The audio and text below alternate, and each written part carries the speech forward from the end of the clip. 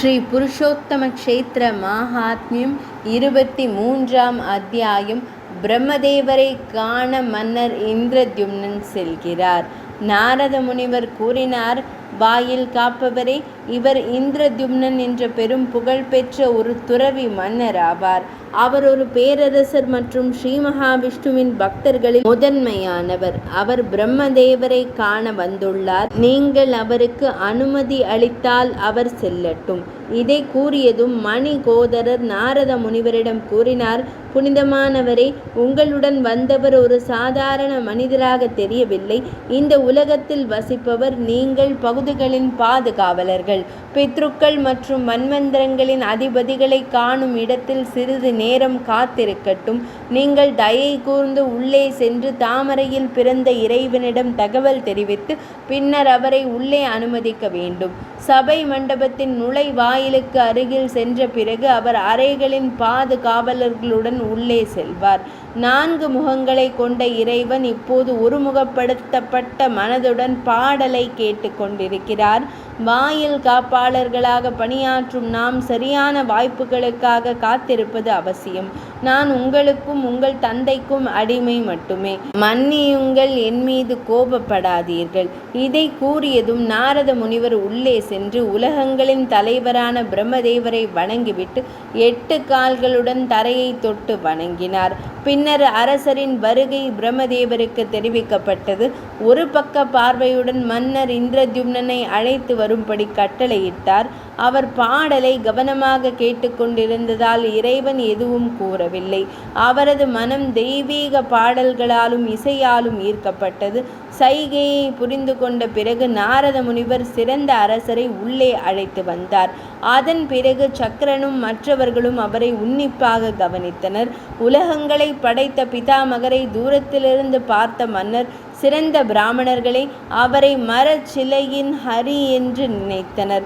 மன்னர் மெதுவாக வணங்கி உள்ளங்கைகள் பக்தியுடன் இணைத்து அவரை புகழ்ந்து சாஷ்டாங்கமாக விழுந்து பயத்தாலும் பிரமிப்பாலும் தடுமாறி நடந்து சென்றார். நாரத முனிவரின் கட்டளைப்படி மன்னர் சிறிது தூரம் நின்றார். பெரிய பிராமணர்களே, கடலரசனின் மகளின் இறைவனின் புனித நிகழ்வுகளை பாடுவதை கேட்டு 4 முக கடவுள் சிறிது நேரம் அமர்ந்திருந்தார். தேவியர் சாவித்ரி மற்றும் சாரதா இருவரும் இருபுறமும் நின்று அவருக்கு சாமரத்தால் விசிறிவிடப்பட்டனர். சுயமாக பிறந்த இறைவன் வேதங்களால் தூய உடல்களை ஏற்று புகழ பெற்றார். அவர் காலா, காஷ்ட, நிமேஷ போன்ற கால அலகுகளை கணக்கிடத் தொடங்கினார். யுக சுழற்சி வரை. தனது பிரம்ம உலகத்திற்கு சென்ற நபர்களுக்கு முதுமை, பிறப்பு அல்லது இறப்பு இல்லை. வடிவம், நிறம், அம்சம் போன்றவற்றில் எந்த மாற்றமும் இல்லை. மன உளைச்சலோ அல்லது உடல் நோயோ இல்லை. மன்வந்திரம் போன்ற பிரிவுகள், யுக சுழற்சிகள் போன்ற பிரிவுகள் இல்லை. கல்பத்தின் முடிவு போன்ற எதுவும் இல்லை. அவரே முழு முதற் கடவுள். பாடலின் முடிவில் அவர் அரசரிடம் சிரித்தபடி பேசினார். மகிமையான இந்திரத்யும்ன மன்னரே, தாங்கள் இறைவனுக்கு மிகவும் பிரியமானவர். மற்றவர்களால் அணுக முடியாத சத்யா என்ற இந்த உலகம் உங்களால் அறியப்பட்டது, அதாவது உங்களால் அடையப்பட்டது. தங்கள் பாவங்களை அழித்து இங்கு வர விரும்பும் முனிவர்கள் அனைத்து உயிரினங்களின் இறுதி அழிவு வரை தவத்தில் ஈடுபட்டுள்ளனர். 14 உலகங்களிலும் படைக்கப்பட்ட அனைத்து உயிரினங்களின் அற்புதமான குணங்களான உணர்வுகள் முதலியவற்றின் இருப்பிடம் இதுதான். பின்னர் அவர் சிறந்த மன்னரை கௌரவித்தார். மிகவும் மகிழ்ச்சியடைந்த தந்தைக்கும் தந்தையான பிரம்மதேவர் தனது நோக்கத்தை அறிந்திருந்தார். இருப்பினும் அவர் மன்னரிடம் கேட்டார், தாம் இங்கு ஏன் வந்தீர்? உமது இதயத்தில் என்ன இருக்கிறது? கூற வேண்டும்.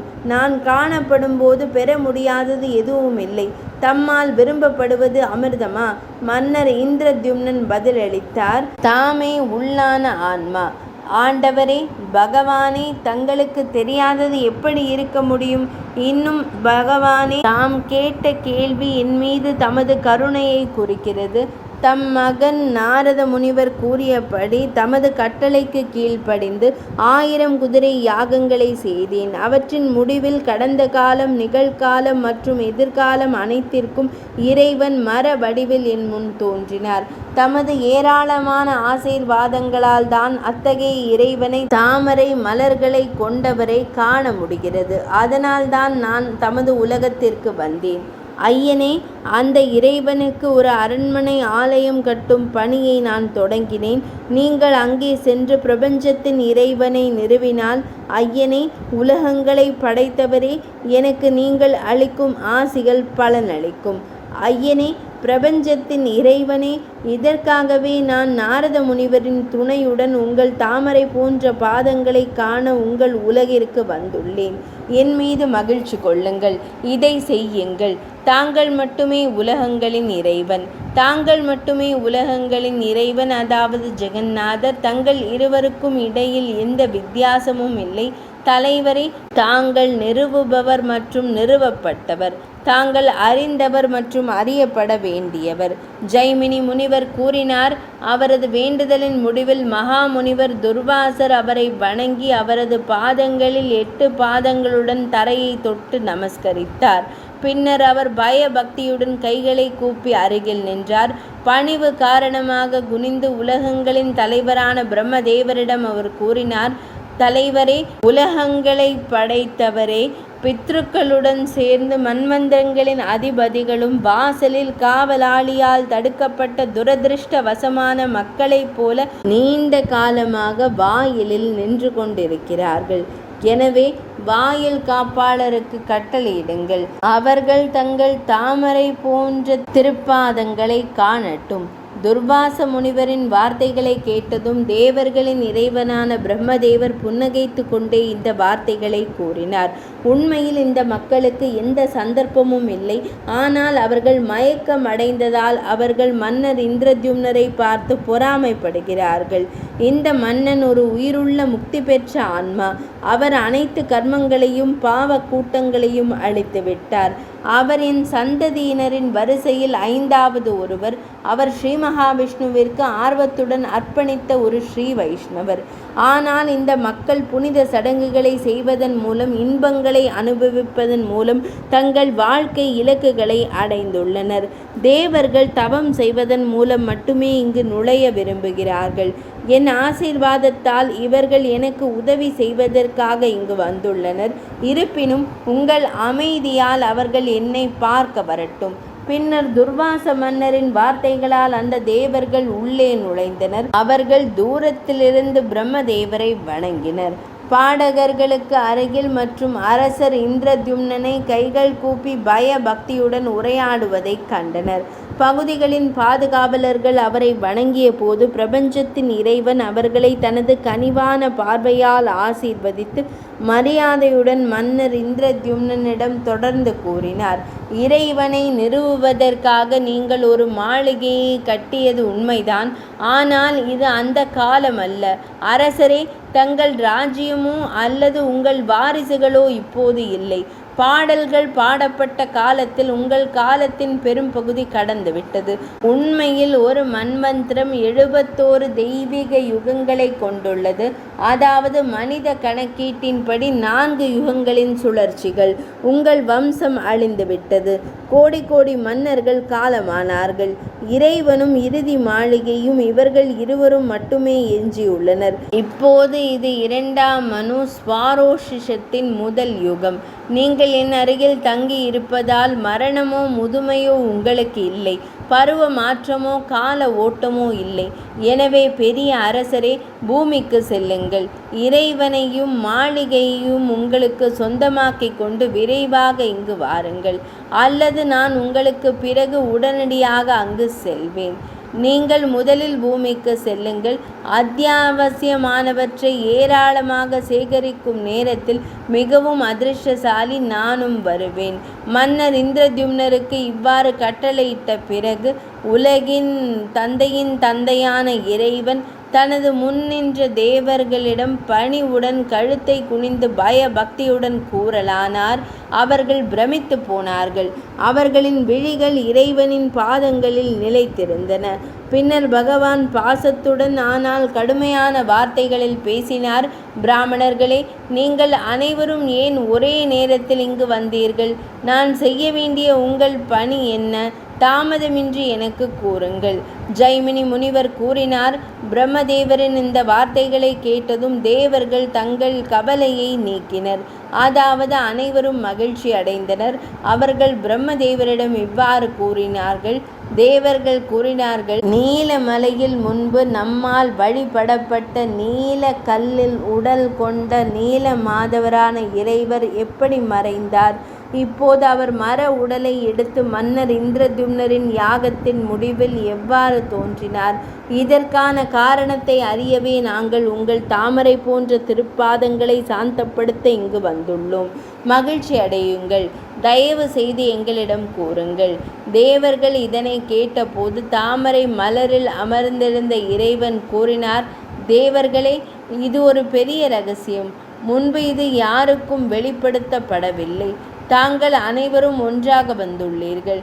நீங்கள் நீண்ட காலமாக காத்திருக்கிறீர்கள். எனவே சூரர்களின் இந்த சிறந்த இரகசியத்தை நான் தங்களுக்கு கூறுகிறேன். முந்தைய பிரார்த்தத்தில் கடவுள் பிரம்மதேவரின் முழு நாளின் பாதி நீல நிற உடலுடன் கூடிய ஜனார்த்தனர் ஸ்ரீ புருஷோத்தமரின் புனித தலத்தை ஆக்கிரமித்து அதை விட்டு வெளியேறவில்லை. இப்போது இது எனது இரண்டாவது பிரார்த்தன். சுயமாக பிறந்த இறைவனை ஸ்வாயம்புவரின் மகனான மனு ஸ்வேதவராக கல்பத்தில் செயல்பட்டு வந்தார். அது முதல் நாளின் காலை நேரம் அனைத்து உலகங்களின் நடுவில், அதாவது பூமியில் மர உடலின் இறைவன் என் வாழ்நாள் முழுவதும் நம்மை கௌரவித்து கொண்டிருப்பார். சூரர்களே, இறைவன் என் ஆத்மா.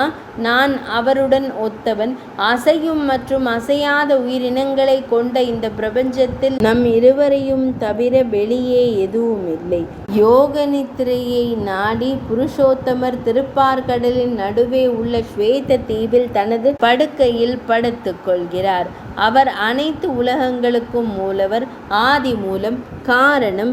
உடலில் உள்ள அவரது முடி கல்ப துருமங்கள் என்று அழைக்கப்படுகிறது. அவை சங்கம் மற்றும் சக்கரத்தால் குறிக்கப்பட்டுள்ளன. இந்த மரம் அவற்றின் நடுவில் அமைந்துள்ளது. சூரர்களே, இது பகவானின் மூலம் தலைமை தாங்கப்படுகிறது. இது கடலின் நீரிலிருந்து எழும் சத்திய புருஷர், உண்மையான நபர். 3 உலகங்களின் இன்பங்களை அனுபவிப்பதற்காக மர உடலின் ஜனார்த்தனர் பல ஆயிரம் பிறவிகளில் பக்தியின் பாதையில் தியானம் செய்யப்பட்டு வழிபடப்பட்டார். மீண்டும் மீண்டும் படைத்தல், வாழ்தல் மற்றும் அழித்தல் காரணமாக நான் மிகவும் துன்பப்பட்டேன். எனவே பயங்கரமான உலக இருப்பை அழிக்கவும், அனைத்து கர்மங்களையும் நீக்கவும், அனைத்து உலகங்களிலும் உள்ள அனைவரையும் விடுவிக்கவும் நான் முன்பு இறைவனிடம் கேட்டேன். யோக பயிற்சியுடன் தொடர்புடைய பல்வேறு செயல்களான தாரணா, அதாவது தக்க வைத்தல், தியானம், விழிமூடி தியானித்தல் போன்றவை மிகவும் கடினமானவை. இந்த கடினமான பயிற்சிகள் அனைத்தும் இல்லாமல் முக்தியை வழங்குவதற்காகவே பகவான் புருஷோத்தமர் தன்னை வெளிப்படுத்தினார். இந்த புனித தலம் இந்த இறைவனின் மர்மமான உடல். சாதாரண புனித சடங்குகளுக்கு பொருந்தும் சாட்சியங்கள் மூலம் இதை பற்றி விவாதிக்கவோ குறிப்பாக சிந்திக்கவோ முடியாது. ஒருவர் எவ்வாறு கருத்தரிக்கப்படுகிறார் என்பதற்கு ஏற்ப வாழ்க்கையின் 4 மடங்கு நோக்கங்களை வழங்குபவர் இறைவன். பக்தர் தேர்ந்தெடுக்கும் முறையில் அவரை தியானித்து வழிபடலாம். பூமியில் அவரை தரிசிப்பதன் மூலம் படிப்படியாக தங்கள் பாவங்களின் நிறைவை அளித்தவர்கள் சுத்திகரிக்கப்பட்ட ஆன்மாக்களாக மாறுகிறார்கள். அவர்கள் முக்திக்கு தகுதியானவர்கள். ஜைமினி முனிவர் கூறினார். தாமரை மலரில் பிறந்த இறைவனின் இந்த அமிர்தத்தை போன்ற வார்த்தைகளை கேட்டதும் தேவர்கள் மகிழ்ச்சி அடைந்தனர். அவர்கள் தங்கள் திருப்தியடைந்த மனதிற்குள் இவ்வாறு நினைத்தார்கள். நமது தேவத்துவம் நிரந்தரமானது அல்ல. நாம் அதை கைவிட்டு பூமிக்கு செல்வோம். இந்த புனிதமான மிகச்சிறந்த ஆலயத்தில் நாம் மிகுந்த சுய கட்டுப்பாட்டுடன் இறைவனை வழிபடுவோம். மகிழ்ச்சியால் பிரகாசிக்கும் முகங்களுடன் சூரர்களை கண்ட பிரம்மதேவர் கூறினார், மன்னர் இந்திரத்யும்னனை ஆசீர்வதிப்பதற்காக இறைவன் வெளிப்பட்டுள்ளார். அவருடைய சிலை ஏற்கனவே அங்கு சென்றுவிட்டது. அது தன்னை பற்றி எல்லாவற்றையும் பேசும். தனது பக்தர்களிடம் சாதகமாக இருக்கும். இறைவன் பல வரங்களை வழங்குவார். தான் மன்னர் இந்திரத்யும்னனின் மாளிகைக்கு சென்று இறைவனை நிறுவுவேன். தாங்களும் அங்கு செல்வீர்கள். நிறுவலுக்கு தேவையான பொருட்களை சேகரிக்க மன்னர் இந்திரத்யும்னனை முதலில் செல்ல விடுங்கள். தாங்கள் அனைவரும் உங்கள் உத்தியோகபூர்வ கடமைகளில் இருந்து விலக்கப்படுவீர்கள். நீங்கள் அங்கு அவருக்கு உதவ வேண்டும். இப்போது முதல் மன்வந்தரம் கடந்துவிட்டது.